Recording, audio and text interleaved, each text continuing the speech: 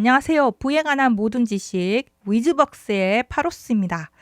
오늘은 지방 아파트 언제 사고 언제 팔아야 되나라는 주제를 가지고 함께 이야기를 나누어 보도록 하겠습니다. 자, 우선 지금 서울은 거래량이 지금 줄어들고 있습니다. 매매, 월세, 전세입니다. 그래서 서울 집값 조종기로 접어드나 거래량 확 꺾였다라고 하는데요. 자, 전세 거래량도 많이 줄어들었고요. 그리고 월세 거래량도 줄어들고 매매 거래량도 이렇게 서울 지역의 거래량이 확 줄어들었습니다. 자, 하지만 수도권하고 비수도권은 자, 대구, 부산, 경상권 등이 소폭 거래량이 상승을 하고요.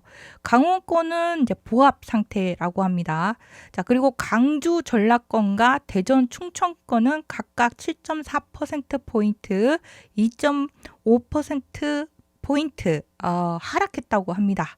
자, 그리고 제주권은 0.4%포인트 내렸다고 합니다. 자, 그래서 거래량이 늘어나는 지방 지역에 늘어나는 곳도 있고 줄어드는 지역도 있고 한데 지금 아직까지 지방은 공급 과잉으로 인해서 미분양 적체 문제가 지금 해소되고 있지 않다고 합니다. 자, 한편으로 서울 집값이 조종기로 접어드는 이유 중에 하나가 지금 대출 부분 때문에 그렇다고 합니다.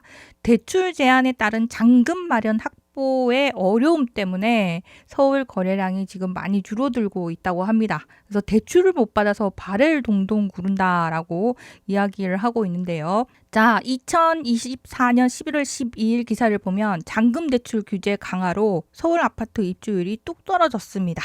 자, 입주율인데, 자, 수도권은 그래도 80% 이상 넘고요. 그리고 서울도 87% 이상 넘었다가 2024년 10월 달에 81.2%로 줄어들었습니다. 근데 여기 보면 인천 경기권은 입주율이 79.9%에서 한 달 사이에 81.8%로 늘어나죠. 자, 그래서 서울 지역이 80%가 넘지만 이 서울 지역 입주율이 떨어졌다라고 얘기를 하는데요. 한 달 사이에 이렇게 줄어들다 보니까 체감이 좀 많이 되는 것 같습니다. 수분양자의 미입주 사유를 봤더니 잔금 대출을 확보하지 못해서 그렇다라고 합니다. 그리고 기존 주택을 매각하지 못해서 미처 매각하지 못해서 그렇다라고 하는 비율도 좀 높았는데요. 자, 대출 규제 강화가 좀 큰 영향을 끼친 것 같습니다. 근데 앞으로가 문제인데요. 자, 서울은 워낙에 말씀을 많이 드렸던 것 같습니다. 서울은 공급량이 엄청나게 앞으로 많이 줄어듭니다. 그래서 서울 공급량 부분은 보여드리지 않는데요. 워낙에 자주 보여드려서. 자, 근데 서울의 주택 가격이 서울 주택만 가지고 봐서는 안 되고 수도권 전체로 봐서 주택 가격이 앞으로 오를 것인지 안 오를 것인지도 함께 봐야 되기 때문에 경기권 입주 물량을 보면은 2024년에 이렇게 반짝 늘었다가 앞으로 경기권도 많이 줄어들게 됩니다. 입주 물량이. 그리고 사람들이 서울의 집값이 전세값이 비싸면 인천 쪽으로 이사를 많이 가는데요. 자, 인천 지역이 2024년 그리고 2025년까지 좀 공급 물량이 있다가 2025년 이후부터 공급 물량이 또 많이 줄어들게 됩니다. 그러면은 수도권만 이렇게 보면은 좀 재미가 없잖아요. 그래서 충북하고 충남 지역을 좀 가져와 봤는데요. 충북 지역도 마찬가지로 2024년과 2025년에 공급 물량이 좀 있고요. 충남 지역입니다. 충남 지역도 2024년과 2025년까지는 공급 물량이 좀 나옵니다. 하지만 앞으로 충청도, 충북, 충남 지역만 보더라도 공급 물량이 되게 많이 줄어들게 되는데요. 자, 문제는 지금 전세값 부분입니다. 전세값은 지금 거래량은 줄어들고 있지만 서울 아파트값 상승폭도 3주 연속 축소되고 있다라고 하고 전세값 상승세도 주춤하다라고 하는데요. 전세 가격이 전방위로 조금씩 지금 오르고 있다고 합니다. 자, 서울 전세난에 수도권 전세값도 들썩이고 있다. 자, 2024년 11월 13일 기사를 보면 수도권 전세값도 들썩이고 있다. 그러니까는 서울 전세값이 비싸고 또 집을 구하기가 어렵고 하다 보니까 네, 경기도권이나 인천 쪽으로 빠지다 보니 네, 수도권 전세값은 지금 들썩이고 있다고 합니다. 자, 이런 상황에서 지금 풍선 효과 커지나라고 하고 이제 걱정을 하는데, 자, 문제는 지금 우리나라 지금 부채 문제. 네, 부채 문제가 지금 상당히 큽니다. 전 세계에서 자, 유례 없는 전세 보증금을 부채에 포함할 경우에 우리나라 가계 부채가요, 국내 총생산 GDP 대비 150%를 넘는다고 합니다. 자, 그래서 2천조 원을 향해 가는 가계 부채라고 하는데요. 2023년 대비 2024년 이후부터 우리나라 가계부채 비율이 이렇게 상당히 지금 높아지고 있습니다. 자, 근데 이 가계부채 비율에 대해서 전세보증금이라든가 또는 사업자 대출이라든가 뭐 이런 부분을 빼고 얘기를 했다고 해요. 그런데 이 전세보증금 부채까지 합쳐서 얘기를 하면 우리나라가 OECD에서 가장 높은 그런 이제 가계부채 비율로 잡히게 된다고 합니다. 그래서 지금 걱정이 이만저만 아닌데요. 그래서 이 가계부채 비율이 너무 높다 보니까 전세보증금 부분에 대해서 이거 DSR을 적용하자라는 이야기가 나왔어요. 그래서 전세금이 오르면 수도권 전세값도 오르지만 지방의 지금 전세값도 오를 수도 있다라고 하는데, 그러면은 전세값 계속 오르고 그러면은 지방의 아파트 가격도 계속 오를 수 있는가라는 부분에 대해서 좀 의문이 생기실 텐데, 근데 문제는 전세대출 DSR 규제를 한대라고 얘기를 하고 있습니다. 그래서 만약에 그걸 적용을 한다면은 전세대출 받기가 어렵기 때문에 이 지방 아파트 같은 경우에는 좀 타격을 좀 받을 텐데 이렇게 보실 텐데요. 자, 근데 요 부분이 사실은 전세대출 DSR 그 부분을 적용하자라는 얘기는 원래 연초에 나왔던 얘기입니다. 원래 연초에 나왔던 얘기인데, 자, 총부채 원리금 상환 비율 편입 논의에 대해서 자, 올해 초에 나왔습니다. 자, DSR을 이제 우리는 관리를 해야 된다. 부채 비율에서 우리 뭐 가계부채 상당히 높고 2천조를 향해 간다 막 그러는데, 사실 따져봤더니 DSR 예외 대출로 상당히 많이 대출이 나간 비율이 있다. 그게 1억 미만 대출과 그 다음에 중도금 이주비 대출, 전세자금 대출 다 빠졌다. 그리고 보금자리론, 주택담보대출의 대한대출, 그리고 할부미 리스, 예적금 담보대출, 이 부분을 DSR 예외 대출로 뒀기 때문에 자, 이거 상당히 우리나라 부채 지금 상황이 좋지 않은 거다라고 하고 있고요. 자, 그래서 9월 달 기준으로 신규 가계대출 중 소득이 없는 대출이 10에서 20%나 차지하고 있다고 합니다. 그래서 우리나라가 지금 대출 부분에서 가계부채 비율이 지금 상황이 좋지 않다 보니까 이것을 관리를 해야 하다 보니 좀 전세자금 대출, 그리고 또한 이제 주택담보대출, 그래서 주택담보대출을 또 규제를 하다 보니까 원래는 우리나라 한국에서 서울 같은 경우에는 주택이 부족하고 전방위로 좀 그러다 보니까 여차하면 가격이 들썩들썩할 수 있는데, 지금 대출 규제로 좀 눌러놓은 그런 감이 있다, 이렇게 의견을 내시는 분도 계십니다. 근데 전세자금 대출 DSR 적용하면 가장 타격을 받을 것은 그래도 서울이나 뭐 이런 부분도 있긴 하겠지만 지방 안 그래도 거래가 좀 잘 안 되고 있는데, 전세자금 대출이 DSR을 적용하게 되면 지방 같은 경우에는 매매가하고 전세가하고 거의 비슷한 곳이 좀 많고 역전세가 나 있는 곳도 있고 막 그런 상황에서 전세자금 대출 DSR까지 편입한다 그러면은 좀 집주인분들이 좀 타격을 받을 것 같습니다. 새로운 세입자분을 드릴 때 DSR을 적용받아서 한다 그러면 전세자금 대출 못 받아서 오는 그런 이제 세입자분들이 많아지기 때문에 좀 타격을 많이 받을 텐데요. 자, 근데 하반기에 와서 다른 이야기가 나옵니다. 그래서 요거 얘기를 좀 알아두시면 좋을 것 같습니다. 2024년 11월 13일 오늘 기사입니다. 그래서 지난 11일 열린 국회 예산 결산 특별위원회에서 자, 오기영 더불어민주당 의원이 이제 질의를 했습니다. 전세대출 DSR 확대 적용해서 이거 한다라고 했는데 편입하지 않았느냐라고 했더니 김병환 금융위원장이 자, 올 초에 전세자금 대출 DSR에 대해서 편입하는 부분에 대해서 좀 부정적으로 얘기를 했다고 합니다. 만약에 이 부분을 적용을 하게 되면 갑자기 너무 이제 타격이 크게 된다. 그래서 이걸 갖다가 편입보다는 검토를 좀 해야 되지 않겠는가라고 말을 바꿨다고 합니다. 그래서 김 위원장은 지난 11일 밤 국회 예산결산특별위원회에서 전세대출 DSR을 연내 시행해 보겠다고 하지 않았냐는 오기영 더불어민주당 의원의 질의에 전세대출 DSR은 연내 검토한다고 편입한다라고 한 게 아니라 검토한다고 연초에 말했다. 그 부분은 여전히 상황을 봐야 된다고 답했다고 합니다. 자, 이 말의 뜻은 언제 하겠다고 답변하기 어렵다고 한 지난달 기자간담회 발언보다 더 후퇴한 내용이라고 하네요.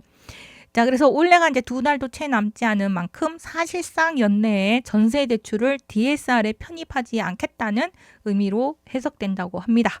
자, 그래서 전세 대출 DSR 적용이 되면 지방에 있는 아파트 같은 경우는 타격을 받을 수 있기 때문에 여러분들 후반부 내용만 얘기를 또 들으시면 지방의 아파트 가격이 다시 오를 수 있겠네 이 생각만 하시게 되는 거예요. 자, 우리가 전세대출 DSR 적용되는지 안 되는지 계속 염두에 두고 그러면서 이제 보셔야 됩니다. 자, 우리나라 이제 가계 대출 규모가요 얼마만큼 위험한 수준인지에 대해서 조금만 더 보도록 하겠습니다.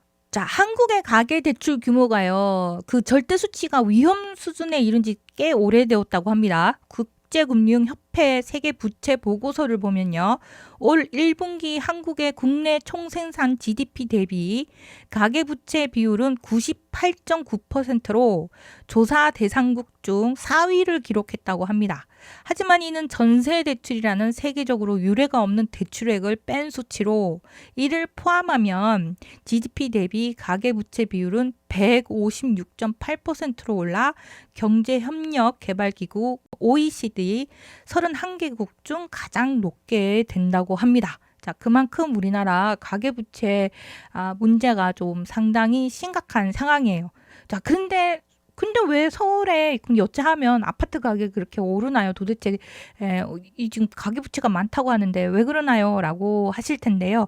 제가 여러 번 말씀드렸던 것 같아요. 그러니까 한편에서는 가계부채 비율이 많고요. 한편에서는 또 가계부채 비율만큼은 아니지만 또 상당히 많은 또 적금을 갖고서 계신 분들 빈부의 격차가 또 상당히 우리나라가 지금 격차가 너무 지금 큰 상황이다. 자, 그래서 돈을 가진 사람들의 가진 액수의 비율이 또 상당히 높고요. 그리고 오늘 또 저희가 주식 시장에 대한 지금 뭐 여러 가지 이야기가 나오고 있는데 지금 미국 주식을 지금 보유하고 있는 사람들의 숫자가 상당히 많고 그리고 지금 투자한 금액 규모가 한 140조 원 이상이 된다고 합니다. 그러니까 이제 그 미국 주식을 보유하고 있는 금액이 140조 원 정도 된다고 하니 그 140조 원은 또 얼마든지 다른 투자처가 괜찮다 그러면은 얼마든지 옮겨갈 수 있는 그런 또 금액 단위가 되지 않습니까?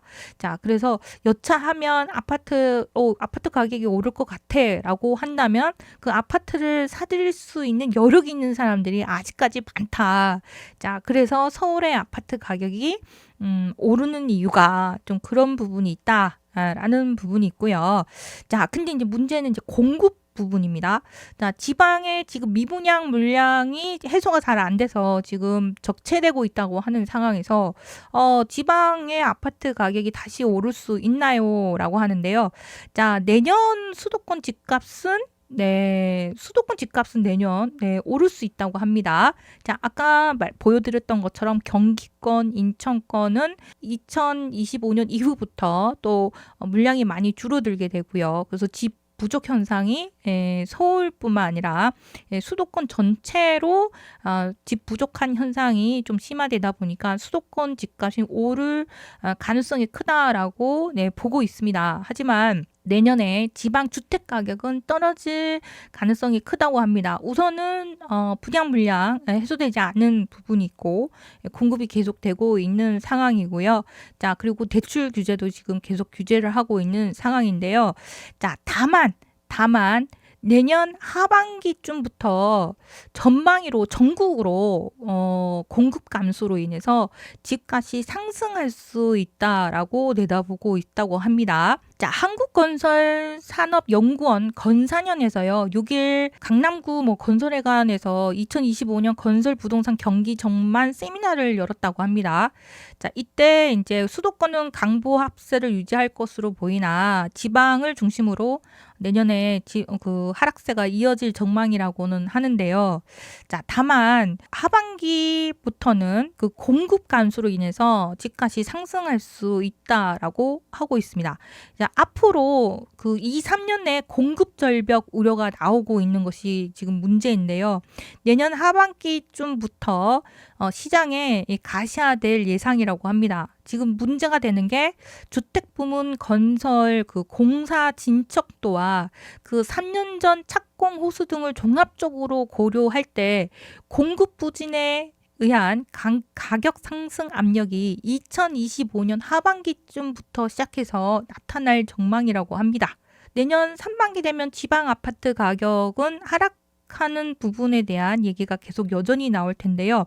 하반기부터는 가격 상승 압력이 생길 수 있다. 자, 그 이유는 주택 부분 건설, 그렇게 공사 진척도가 늦어지고 있고, 그리고 착공 호수가 3년 전 착공 호수가 많이 감소한 그 영향이 이제 2025년 하반기부터 나타날 수 있다라는 겁니다. 실제 주택 공급의 선행 지표인 착공 실적이 상당히 부진하다고 해요.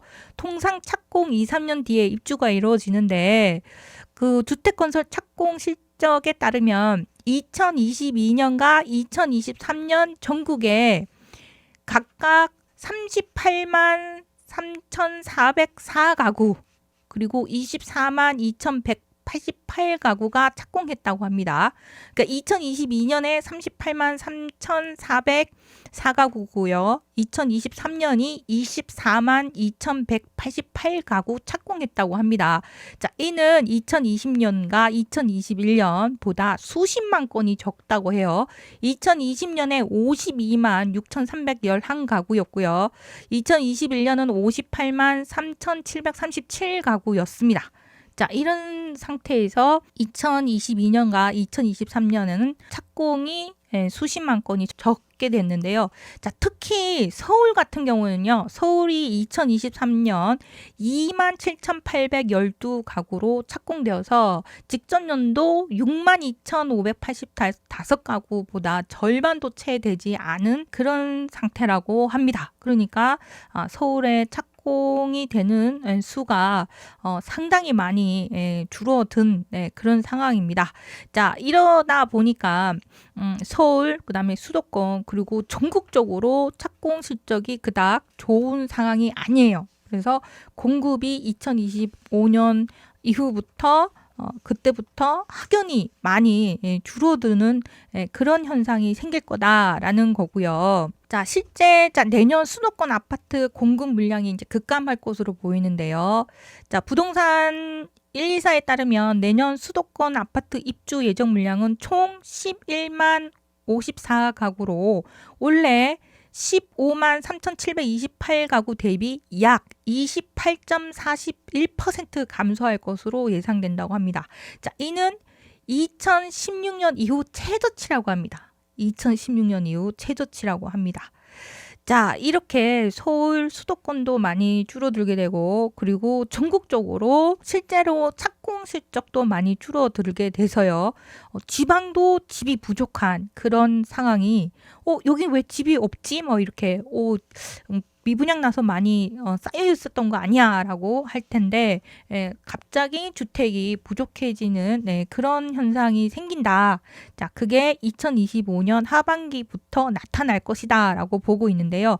자, 그리고 또 이제 이 착공 실적뿐만 아니라 또 문제가 되고 있는 게 그겁니다. 바로 금리입니다. 금리. 미국도 그렇고 각국의 여러 다른 나라가 금리 인하를 하고 있는데 우리나라도 이제 금리 인하를 하겠지라고 하는데 우리나라가 이제 금리 인하를 할 거다라고 하고 있는데 이상하게 주택담보대출 금리는 많이 내려간 느낌이 들지 않아요. 자, 그 이유는 뭐냐면 우리나라는 지금 금리 인하를 특히 이제 주택담보대출 금리가 많이 내려간다라고 했을 경우에는 여차하면 집값이 다시 들썩들썩거리면서 많이 올라가는, 특히 또 서울 중심으로 많이 또 올라갈 수 있는 그런 상황이 생길 수 있다 보니까 한은에서 금리 인하를 하는 것을 좀 꺼려하는 그런 부분이 있는 것 같습니다. 자, 그러다 보니까 금리 인하를 언제 하느냐라고 하는 부분이 있는데, 자, 그걸 가지고 좀 한은과 정부 입장, 뭐 국토부 입장과 서로 좀 충돌이 좀 있었고 좀 그런 부분이 있나 봅니다. 자, 그러다 보니까 한은 입장을 고려해서 금융위와 국토부가 서로 조율을 해가지고 국토부는 디딤돌 대출 규제를 강화를 이제 하는 것이고요. 그리고 금융위원장은 DSR 확대 등에서 한 발 물러서는 이제 모양새다.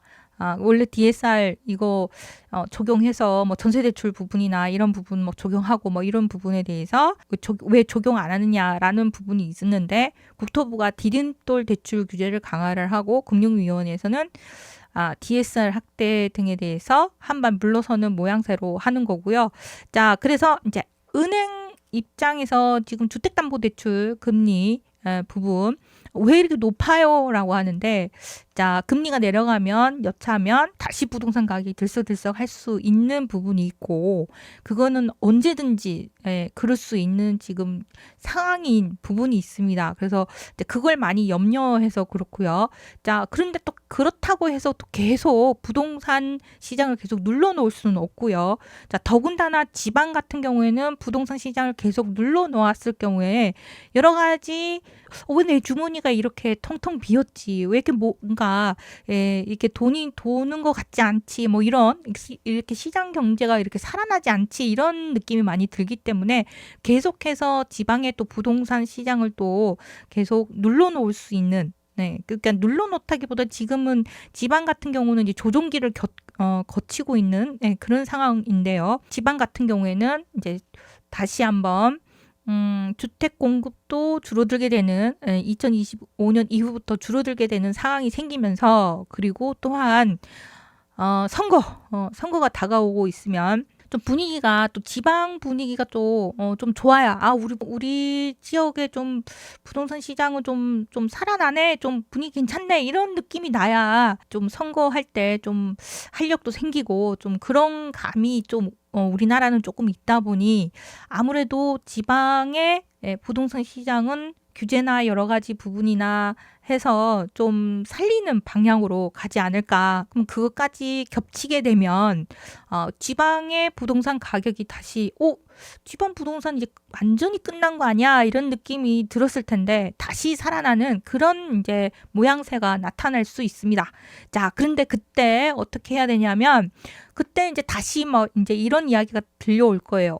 지방에 앞으로 공급이 많이 되지 않아. 그리고 앞으로 당분간 지방의 아파트 가격은 계속 오를 수 있어. 이런 또 착각이 들 수도 있습니다. 자, 근데 뭐 계속 올라갈 수도 있긴 하지만 그래도 그때 다시 또 불이 붙으면 좀 기존의 부동산 가격이 많이 올랐을 때 구입을 하셨던 분들이나 아니면은 내가 구입을 하고 많이 올랐는데 매도를 못하고 그냥 꺾여버렸네 라고 갖고 계셨던 분들이나 그랬던 분들 같은 경우는 그때 한두 개씩 정리를 하시는 게 좀 좋을 것 같고요. 그런 시기가 다시 온다라는 말씀을 드리는 거고, 달리 말씀드리면 지금 이제 분위기 그리고 내년 분위기는 내년 상반기까지 지방 분위기는 좋지 않은 그런 모습 모양새를 보일 거다라는 겁니다. 그러면은 전세가는 올라가고 있는데 매매가는 내려가는 그런 분위기이면 사람들이 또 관심을 가지지 않거든요. 좀 그때는 또 좀 괜찮은 그런 물건이 있다. 그러면 뭐 경매라든가 뭐 이런 식으로 시세보다 저렴하게 구입할 수 있는 그런 이제 방법들을 이용을 해서 뭐 경매라든가 공매라든가 그런 물건들로 살펴봐서 좀 괜찮은 물건이 있다. 그러면은 좀 낙찰을 받아 두셨다가 분위기 좋을 때 또 수익을 내시는 그런 방식을 또 취하신다면 2년을 좀 잘 알차게 보내게 되지 않으실까 그런 생각을 해봤습니다.